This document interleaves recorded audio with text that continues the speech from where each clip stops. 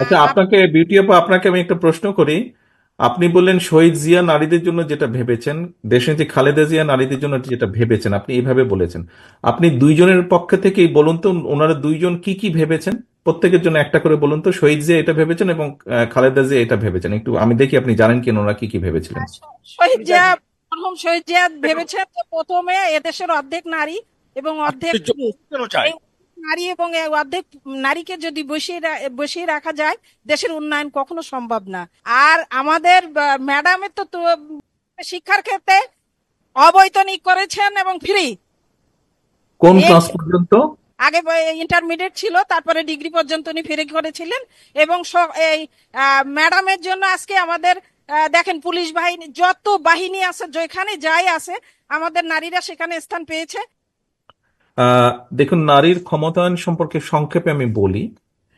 যেটা আমরা চিন্তা করছি, আপনি যেটা বলেছেন অবশ্যই। আমি এর আগের মিটিংয়েও বলেছি। মিটিং মানে আমাদের 31 দফার যে প্রোগ্রাম হয়েছে, আগেও আমি বলেছি কয়েকটিতে।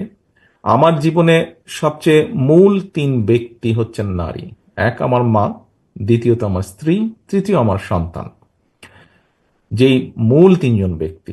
আচ্ছা, তো স্বাভাবিকভাবে ব্যক্তিগতভাবে আমি নিজেও নিজের অজান্তেই চিন্তা করব যে নারীর ক্ষমতায়ন হওয়া উচিত। আমাদের যেটা লক্ষ্য বা উদ্দেশ্য, আমরা যদি আল্লাহর রহমতে ইনশাল্লাহ মানুষের সমর্থন, বাংলাদেশের মানুষের সমর্থনে আমরা সরকার গঠন করতে সক্ষম হই, এর মধ্যে নিশ্চয়ই আপনি শুনেছেন যে আমরা একটা ফ্যামিলি কার্ড দেব।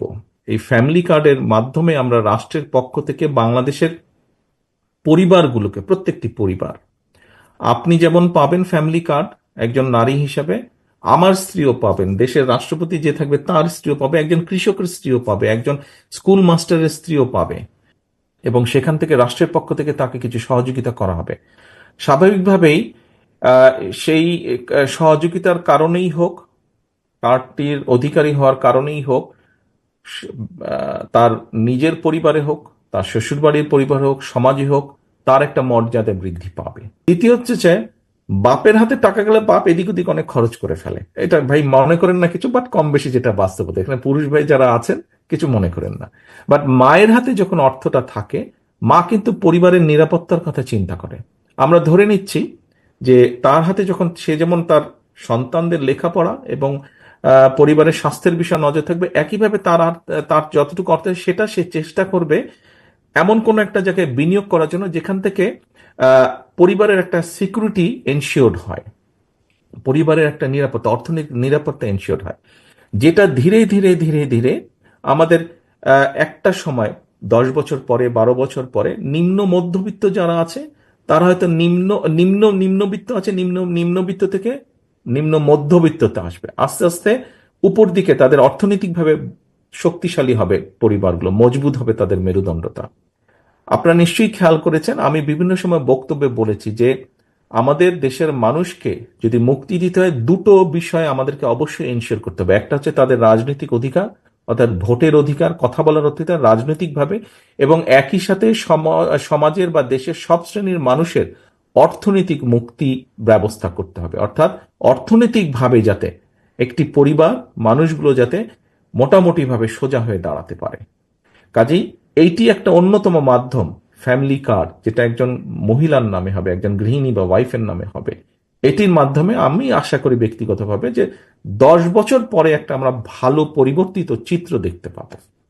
আপনি কি আমার পুরো কথা বুঝতে পেরেছেন? এখানে বিশেষ করে যারা মহিলা নেতৃবৃন্দ আছেন, আপনারা কি আমার পুরো বিষয়টা বুঝতে পেরেছেন আমি যা বলেছি?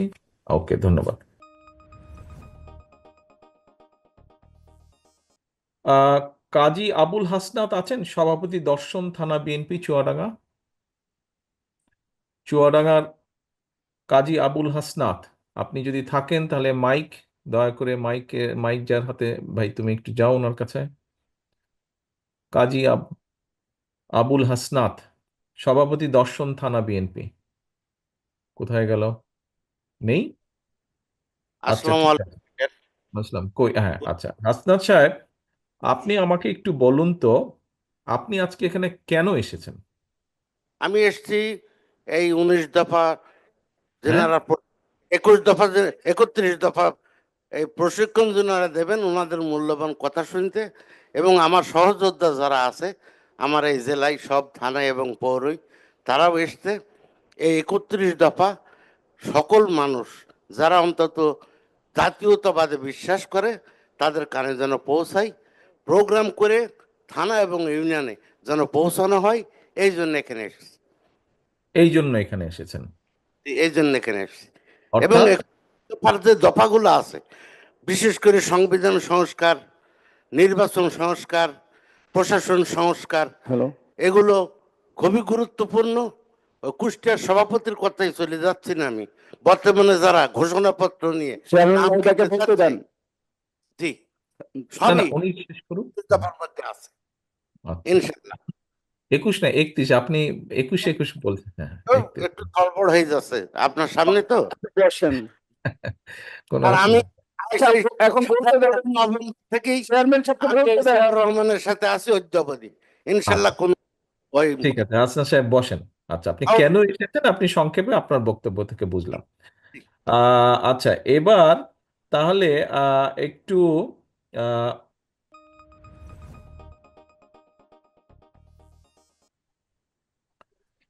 মাগুরা জেলা থেকে শাহেদ হোসেন টগর, সাধারণ সম্পাদক, আইনজীবী সমিতি।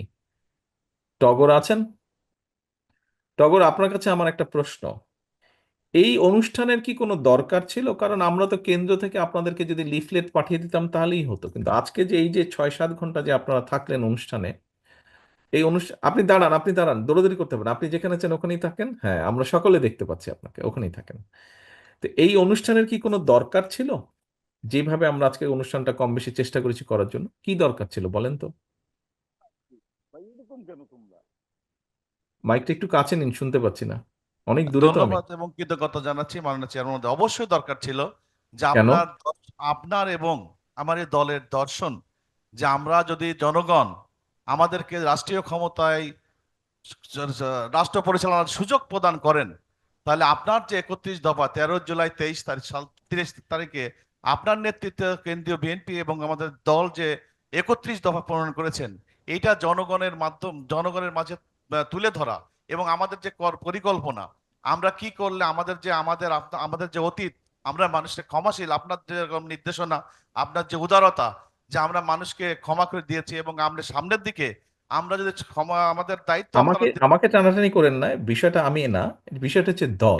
আমরা, হ্যাঁ দল, আমার দল যদি আসে, আমরা জনগণের জন্য যে 31 দফা, যেখানে নাই এমন কোনো বিষয় নাই, এইটা আমরা তৃণমূল পর্যায় থেকে জেলা পর্যায় পর্যন্ত আমরা যারা আছি, যেরকম স্বাস্থ্য খাতে যেরকম যে শিক্ষকরা, ডক্টররা আছেন, যে আমরা ফ্যামিলি স্বাস্থ্য কার্ড করব।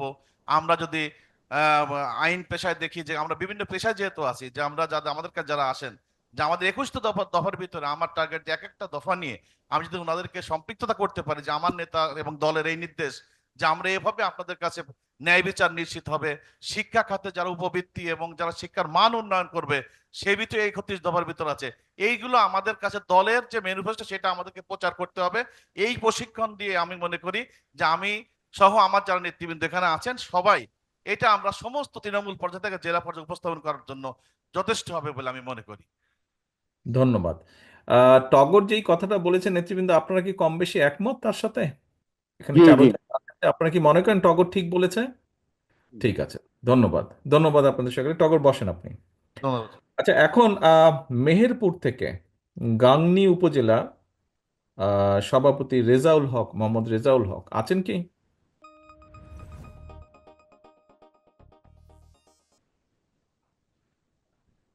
জি, জি।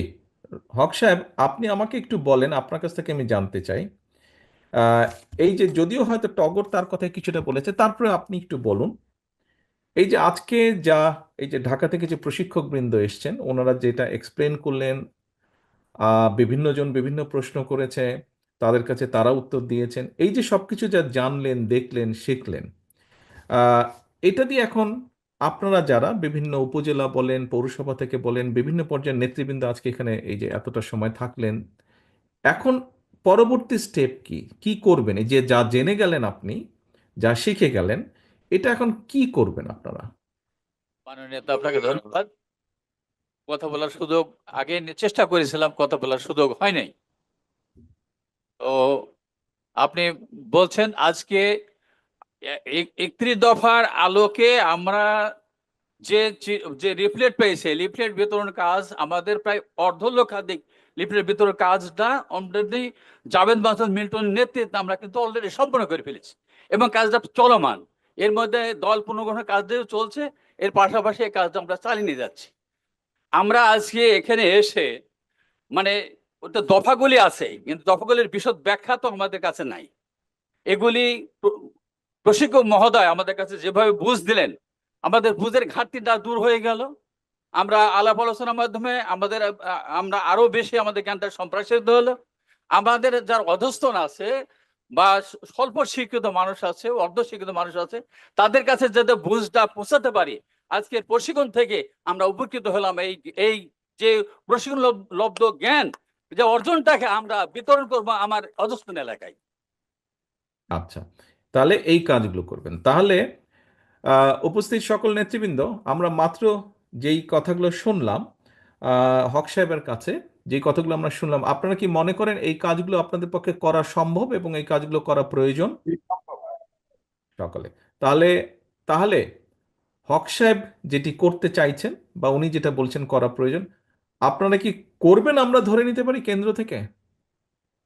আচ্ছা, ধন্যবাদ ধন্যবাদ। জি হক সাহেব, বসুন আপনি দয়া করে। মাইকটা নিয়ে আসো। হ্যাঁ, ধন্যবাদ হক সাহেব। এবার আমি একটু আবার মাগুরাতে যাব। মাগুরাতে আছেন সাবিনা ইয়াসমিন মেরি, যুগ্ম সাধারণ সম্পাদক, মহিলা দল।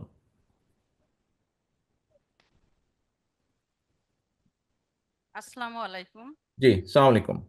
বোন, আপনি একটু আমাকে বলেন যে এই যে এতক্ষণ আপনারা যে আলোচনা করলেন, বিভিন্ন জন কথা বলেছে 31 দফার আলোকে, এই বিষয়গুলো মানুষের কাছে যে পৌঁছে দেবেন, এটা কেন পৌঁছে দেওয়া প্রয়োজন বলে আপনি মনে করেন? এটা তো আমরা আমাদের দলের ব্যাপার, আমরা দলের একটা 31 দফা দিয়েছি, দলীয় নেতাকর্মীদেরকে আমরা জানালাম যে ভাই, আমরা অনেক কাঠ খড় পুড়িয়ে অনেক সময় নষ্ট করে মাথা ঘামিয়ে আমরা এই 31 দফা তৈরি করেছি। কাজেই আপনারা যেহেতু দলের নেতাকর্মী, আপনাদেরকে আমরা জানালাম একলা। কিন্তু এটা যে মানুষের কাছে পৌঁছে দেবার কথা এসেছে, কেন করবেন? এটা কি দরকার? এটা মানুষের কাছে রুট লেভেলে যে পৌঁছে দেওয়ার উদ্দেশ্যই যে আমাদের বিএনপি কে সামনে এগিয়ে নিয়ে আসতে হবে এবং ধানের শীষে যাতে ভোট আসে, সেই জন্য আমরা যাই এটার তাদেরকে সাথে এক বোঝাবো। মিনিট, এটার সাথে এই ধানের শীষের ভোটের কি সম্পর্ক এই 31 দফার সাথে রে ভাই? না, 31 দফার যে মানে যে উদ্দেশ্যটা, সেটা হচ্ছে আমার রুট লেভেলে যে তাদেরকে বোঝাইতে হবে যে কি। বুঝলো তারা? তারা বুঝে তাদের লাভটা কি? বুঝলো, ঠিক আছে, বুঝলো, খুব আপনি বললেন টললেন, তারাও বুঝলো টুঝলো, লাভ কি তাদের? তারা বুঝলে কি যায় আসে তাদের? দেশ এবং জনগণের স্বার্থে তাদেরকে বোঝাইতে হবে। জনগণের কি সবাই তো স্বার্থ ভোট এখানে? দেবে, সবাই ভোট দেবে, এই জন্য দেশ। ভোট তো পরে ভাই, ভোট তো পরে দিবে জনগণ, আগে তো জনগণের স্বার্থ থাকতে হবে, তারপরে তো ভোট দিবে, নাহলে কেন ভোট দিবে? সবার স্বার্থের জন্যই যে আগে বোঝাইতে হবে যে আমাদের মাঝে এসে সে কি কারণে আমাদেরকে আমাদের মাঝে আসবেন এবং বিএনপি কে এগিয়ে নিয়ে যেতে যেতে হবে। এই জন্যই মানে জনগণের কি কোনো স্বার্থ আছে 31 দফার মধ্যে? 31 দফা বাস্তবায়ন করলে জনগণের লাভ হবে না ক্ষতি হবে? জনগণের লাভ হবে। লাভ হবে। লাভ শিওর হবে। আপনি? আপনি শিওর? জনগণ, বিএনপি ক্ষমতায় আসলে অবশ্যই জনগণ লাভ হবে। না না, বিএনপি ক্ষমতায় আসলে তো ঠিক আছে, না আপনি সরকারকে না আসলে তো আপনি 31 একত্রিশ দফা দফা করতে পারবেন না। বাস্তবায়ন, 31 দফা যদি বাস্তবায়ন করতে পারি তাহলে জনগণের লাভ হবে। লাভ হবে। আচ্ছা, লাভ হবে। আমাদের এই বোনের সাথে আপনারা কেউ কি দ্বিমত পোষণ করেন? উনি যেটা বললো 31 দফা বাস্তবায়ন করলে জনগণের লাভ হবে, কেউ দ্বিমত পোষণ করেন? কে কে দ্বিমত পোষণ করেন হাত তুলেন তো ভাই। দ্বিমত পোষণ করেন কে কে? কেউ হাত তুলছে না। আচ্ছা, একমত পোষণ করেন কে কে?